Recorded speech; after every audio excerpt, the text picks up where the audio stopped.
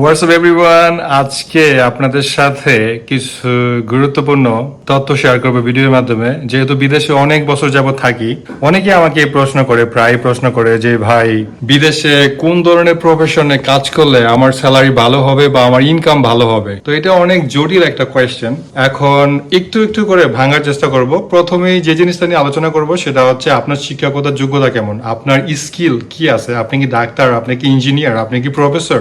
আপনার যদি মনে করেন যে ওই রকম প্রাতিষ্ঠানিক লেভেলের শিক্ষা যদি না থাকে, তাহলে এই দেশে, যেহেতু এটা শিক্ষিত দেশ, উন্নত দেশ, আপনি কিন্তু যদু মধু কদু দিয়ে কিন্তু কিছু করতে পারবেন না। আপনাকে কিন্তু ওই লেভেলে থাকতে হবে যেই লেভেলে আপনি এই দেশে যারা শিক্ষা গ্রহণ করছে তাদেরকে বিট করে তাদের থেকে আপনি পজিশন ছিনিয়ে নিবেন। ব্যাপারটা হচ্ছে এরকম, আমরা যারা বিদেশি তাদের কথা বলতেছি। ইউরোপে ছিলাম দীর্ঘ 14 বছর, এখন নর্থ আমেরিকাতে আছি। এই দুই দেশের মধ্যে আসলে চাকরির ক্ষেত্রে খুব বেশি তফাৎ নেই। যোগ্যতার কথা যদি বলি, মামা খালা চাচুর দিয়ে কোনো লাভ নাই, ফোন দিয়ে কোনো লাভ নাই। আপনার যোগ্যতা আছে আপনি চাকরি পাবেন, আপনাকে চাকরি দিবে।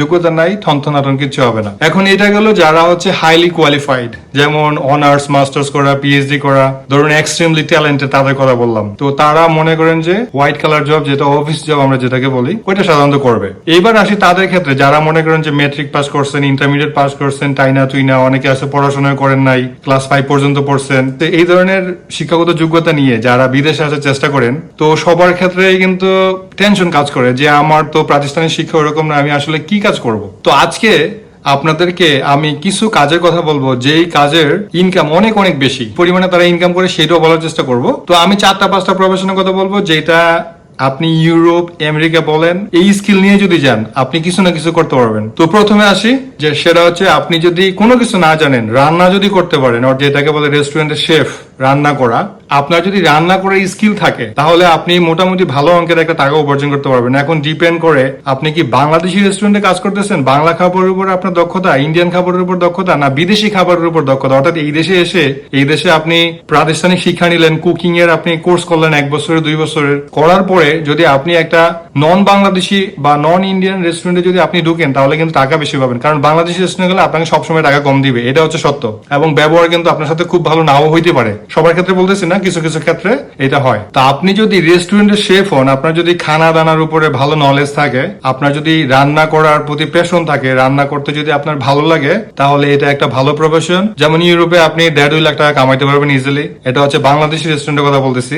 1 লাখ 1.5 লাখ 2 লাখ ডিপেন্ড করে আপনি কোন দেশে আছেন। আর যদি বিদেশে কোনো রেস্টুরেন্টে কাজ করেন, যেমন আমি ফিনল্যান্ডের কথা বলি, বা আমেরিকাতে আপনি একটা আমেরিকান রেস্টুরেন্টে কাজ করতেছেন, আপনার বেতন 5 লাখ টাকা হইতে পারে, 10 লাখ টাকা হইতে পারে, ডিপেন্ড করে আপনি কোন লেভেলের রেস্টুরেন্টে কাজ করতেছেন। কিন্তু আপনার স্যালারি মোটামুটি একটা ভালো লেভেলে পাবেন, ভালো একটা লাইফ লিড করার জন্য। গেল একটা রেস্টুরেন্ট। 2 নাম্বার, এটা খুবই মারাত্মক একটা প্রফেশন ভাই, এটা অনেকে অবহেলা করে, কিন্তু এর ইনকাম কিন্তু অনেক হাই। সেটা হচ্ছে চুল কাটা।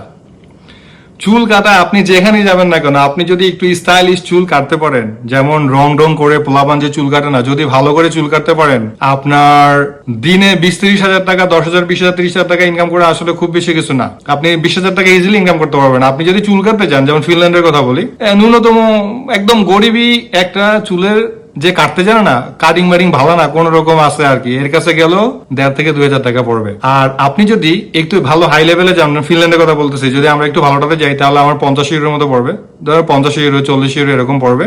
তো এইখানে দেখেন, কোথায় 15 ইউরো, কোথায় 50 ইউরো। আপনি যদি একটু ভালো সেলুনে যদি কাজ করেন, তাহলে কিন্তু আপনার রেট বেড়ে গেল, যেটা বাংলাদেশে যেটা হয় সচরাচর। তো চুল কাটা, আপনার যদি চুল কাটার প্রশিক্ষণ থাকে, ভালো চুল কাটতে পারেন, আপনি দোকান দিতে হবে না, এখানে একটা চেয়ার ভাড়া নেওয়া যায়। অর্থাৎ একটা দোকানের মধ্যে যেমন 5টা চেয়ার আছে, 5 জন কারিগর কাজ করে, একটা চেয়ার আপনি ভাড়া নিবেন এবং আপনি কাজ করবেন। এখানে কিন্তু এইরকমের সিস্টেম আছে, পুরো দোকান আপনাকে নিতে হবে না। আর পুরো যদি দোকান আপনি নিতে পারেন, তাহলে তো সেটা অনেক ভালো। যেমন আমি রোমে যখন গেছি, রোমে দেখছি অনেক সেলুন ঘর ভরা, বাংলাদেশি সেলুন ঘর, বাংলায় লেখা অমুক হেয়ার কাটিং, বাংলা লেখা ইতালিতে। তা আমার বন্ধু নিয়ে গেছি, তো ও চুল কাটছে, আমার মনে আছে তখন 10 ইউরো দিয়ে কাটছে 2015 সালে। ওইটা হচ্ছে একটা গরিবী আলের সেলুন ঘর আর কি। এবার নাম্বার 3 আসি, মেকানিক। আপনি যদি গাড়ি ঠিক করতে পারেন, ভাই গাড়ি যদি কেউ ধরে $100 বিল দ্বারা দিবে। ফিনল্যান্ডে তো মনে করেন যে একটু কিছু করে নাই, ধরছে 60 ইউরো বিল দিয়ে দিচ্ছে। আর যদি আপনি গাড়ি ঠিক করতে পারেন, আমি রোমে অনেক দেখছি যে বাংলাদেশি প্রবাসী যারা আছে, তারা ইতালিতে অনেক মেকানিক দোকানের মালিক এবং বাংলাদেশি অনেক প্রবাসী আছে যাদের আন্ডারে কাজ করে। এই প্রফেশনটা কিন্তু অনেক ভালো একটা প্রফেশন। আপনি যদি 1 থেকে 2 বছর একটা ট্রেনিং নিয়ে আসতে পারেন, এইখানে এসে যদি আপনি মোটামুটি একটু ধরতে পারেন যে গাড়ি নষ্ট হইলে কি কারণে নষ্ট হয়েছে, কিভাবে ঠিক করতে হবে, মোটামুটি যদি আপনি ধরতে পারেন, ভালো একটা প্রফেশন এবং অনেক টাকা ইনকাম করা যায় এইটাতে।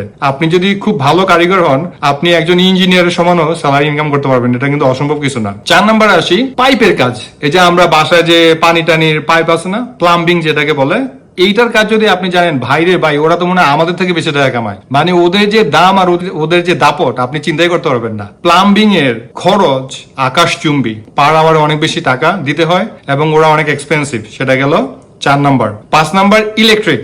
আপনি যদি সার্টিফাইড ইলেকট্রিশিয়ান হন, বাংলাদেশের সার্টিফিকেট আসলে হবে না, এখান থেকে আপনাকে প্রশিক্ষণ নেওয়া লাগবে। 1 বছরের কোর্স আছে, 6 মাসের আছে, 2 বছর আছে, 3 বছরের আছে।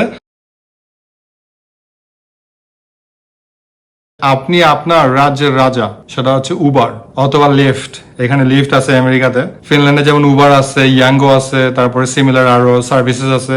এই উবার যদি আপনি ড্রাইভ করেন, উবারের এক্সাম্পল দিতেছি, 8 ঘন্টা 10 ঘন্টা পার ডে, আপনি মোটামুটি 20-30 হাজার টাকা কামাইতে পারবেন।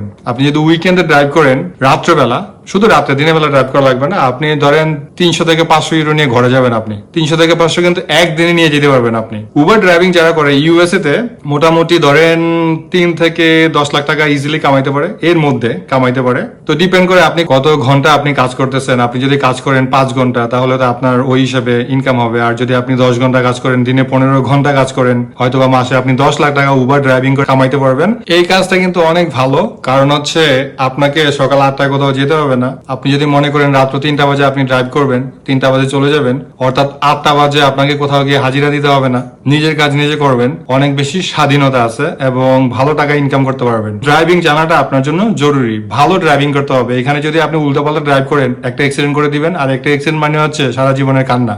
আর উল্টাপাল্টা যদি ড্রাইভ করেন, আপনি কিন্তু ফাইন খাবেন, অথবা পুলিশ কিন্তু লাইসেন্স নিয়ে যাবে। এটা বাংলাদেশ না যে আপনি সার্চার বলে মাপ পেয়ে যাবেন, পার পেয়ে যাবেন। এখানে কিন্তু এই ধরনের কোনো কিছু চলে না। সামারি করি আমি ভিডিও শেষ করার আগে। প্রথমে হচ্ছে কুকিং, 2 নম্বরে হচ্ছে চুল কাটা, 3 নম্বরে হচ্ছে মেকানিক, 4 নম্বরে হচ্ছে আপনি যদি প্লাম্বিং এর কাজ জানেন, 5 নম্বরে হচ্ছে ইলেকট্রিক মেকানিক, আর 6 নম্বরে হচ্ছে উবার ড্রাইভিং। তো আমি আসলে 5টা বলার চিন্তা করতেছিলাম, এখন হয়ে গেছে 6টা। তো আজকে আর কথা বলবো না, পরবর্তীতে কথা বলবো। আর যদি ভিডিও ভালো লাগে তাহলে অবশ্যই লাইক, শেয়ার, কমেন্ট করে পাশে থাকবেন। সবাইকে ধন্যবাদ। খোদা হাফেজ।